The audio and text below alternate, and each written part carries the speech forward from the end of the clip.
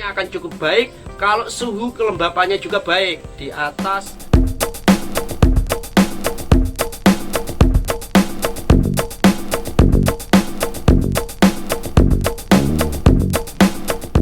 Bekicot sendiri merupakan salah satu hewan yang mudah untuk diternakan. Tak heran jika banyak sekali masyarakat yang mulai terjun ke dalam proses pembudidayaan bekicot ini. Bahkan tanpa kalian sadari, jika bekicot sendiri dapat dibudidayakan menggunakan media drum. Ya, maka dari itu bagi kalian yang memiliki drum bekas, jangan langsung dibuang begitu saja ya sobat. Lebih baik dijual pada para peternak bekicot untuk dijadikan sebagai kolamnya. Atau bisa juga kalian sendiri yang memulai budidaya bekicot menggunakan drum. Pengen tahu caranya? Ini dia, panduan sukses ternak bekicot dalam drum.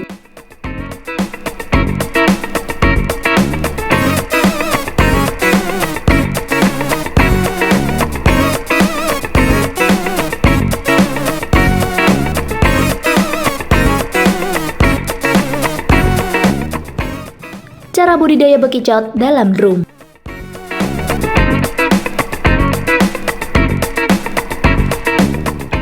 Terjun dalam bisnis budidaya bekicot memang banyak sekali peminatnya.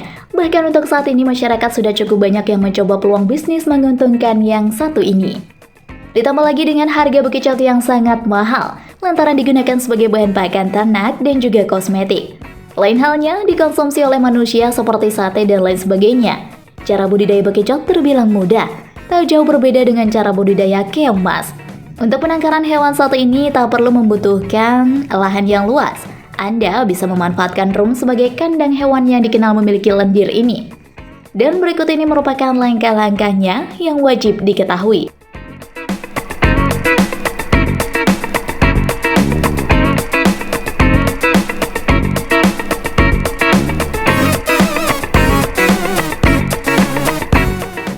Persiapan kandang.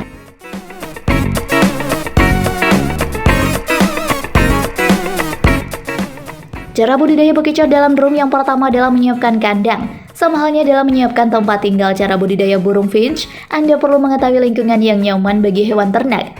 Untuk bekicot, tempat tinggal yang cocok adalah lingkungan lembab.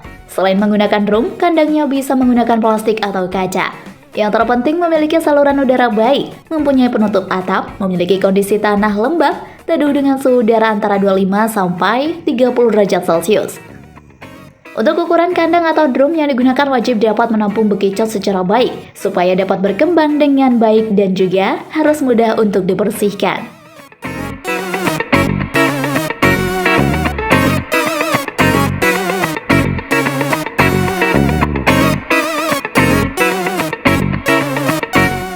Pelapisan bagian bawah kandang.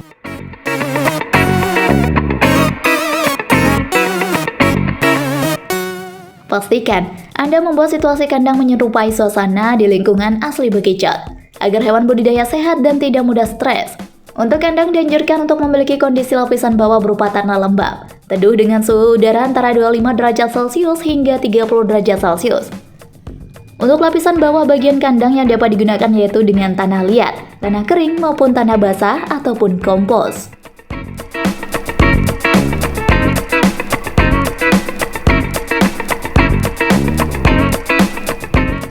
Pemilihan bibit bekicot.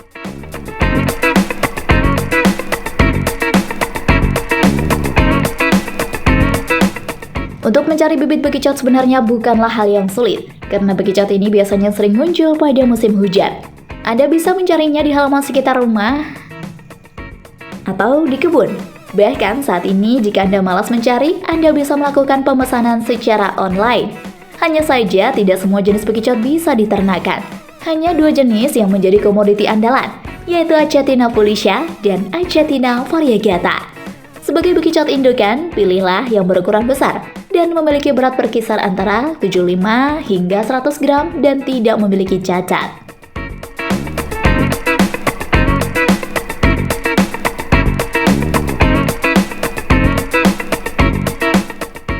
Masa kawin bekicot.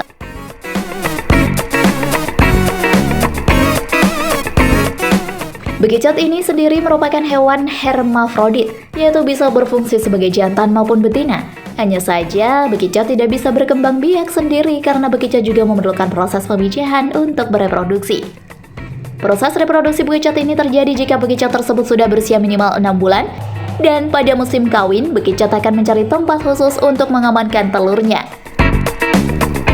Setiap ekor bekicot berpeluang untuk bertelur sebanyak 50-100 butir telur. Telur bekicot berbentuk seperti bola putih kecil berukuran antara 1,5 sampai 2 mm. Setelah bertelur, induk bekicot akan meninggalkan telurnya begitu saja, hingga menetas dengan sendirinya secara alami. Jika suhu, kelembapan, dan cahaya yang terdapat pada kandang cukup pas, maka telur tersebut akan cepat menetas. Namun jika persyaratan tersebut tidak mencukupi, maka telur tersebut akan menetas lebih lama.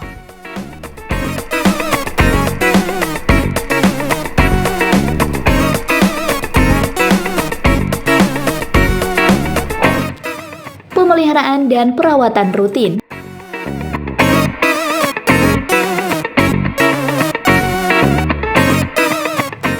Seperti yang sudah dijelaskan sebelumnya bahwa Anda boleh mencampur bekicot yang ukuran kecil dengan yang berukuran besar. Namun, kebanyakan pelaku budidaya bekicot ini lebih memilih untuk memisahkannya. Hal ini dilakukan untuk mempermudah perawatan dan pemantauan bekicot tersebut. Perawatan di sini termasuk pemberian pakan dan pengawasan dari berbagai macam hama. Biasanya bekicot kecil yang sudah berumur antara 2-3 bulan tersebut dipisahkan dari bekicot yang berukuran besar. Jika Anda menyukai video ini, silahkan klik like dan subscribe untuk mendapatkan video update terbaru dari kami. Kelembapan dan suhu ruang kandang pun harus tetap terjaga.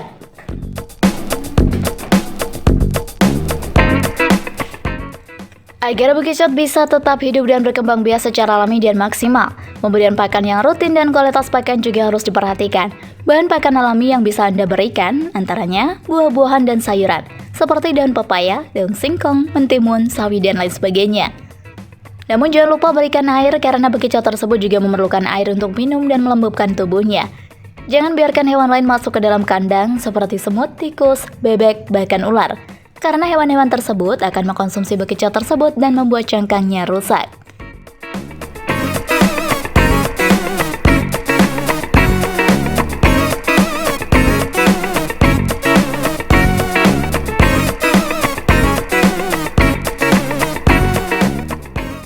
Masa panen bekicot.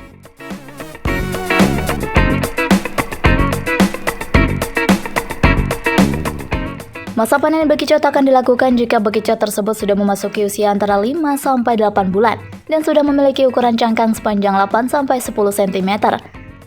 Hal inilah yang menjadi alasan kenapa bekicot itu harus dipisahkan, karena dengan dipisahkannya bekicot muda berusia 2 bulan diharapkan setelah minimal 5 bulan bekicot tersebut akan memiliki ukuran yang pas saat panen. Dan bekicot dengan ukuran besar tetap dibiarkan sebagai indukan, sehingga memudahkan proses penyortiran saat panen nantinya. Permintaan konsumen akan bekicot pun beragam. Ada yang memesan bekicot hidup dan ada pula yang memesan daging bekicot saja tanpa cangkangnya. Para konsumen yang memesan daging bekicot saja biasanya diperuntukkan sebagai bahan baku pembuatan berbagai macam kudapan, seperti keripik, sate, hingga dendeng. Bahkan, sekarang ada juga kemasan daging bekicot di dalam kaleng, layaknya daging kornet sapi maupun ayam. Untuk permintaan ekspor pun demikian, ada yang memesan bekicot hidup dan ada pula yang memesan dagingnya saja.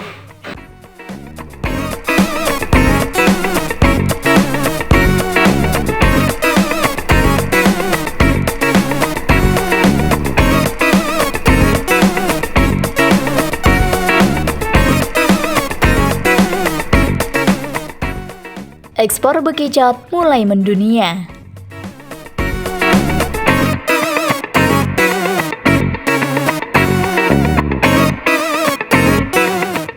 Hanya saja untuk keperluan ekspor, jika ingin mengirimkan bekicot hidup haruslah diperhatikan kemasannya agar kelembaban tetap terjaga, karena dikhawatirkan bekicot tersebut mati di dalam perjalanan karena berada di dalam kemasan yang pengap dan suhu dalam kemasan yang menyiksa bekicot tersebut.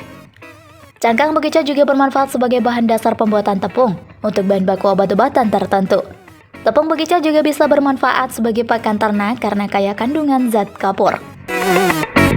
Ternyata tidaklah sulit untuk menjalankan bisnis budidaya bekicot. Anda tidak harus memiliki lahan yang luas dan modal yang besar. Siapapun bisa menjalankan bisnis bekicot ini dan peluang ekspor masih sangat terbuka lebar.